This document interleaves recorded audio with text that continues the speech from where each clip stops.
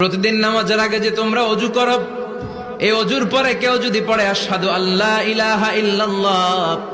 ওয়া আশহাদু আন্না মুহাম্মাদান আবদুল্লাহি ওয়া রাসূলুহু, ওযুর পরে এই দোয়াটা প্রতিদিন যে পড়বে, কিয়ামতের দিন 8টা জান্নাতের যে কোনো দরজা দিয়ে ঢোকার অনুমতি ওই বান্দাকে আল্লাহ দিয়ে দিবে।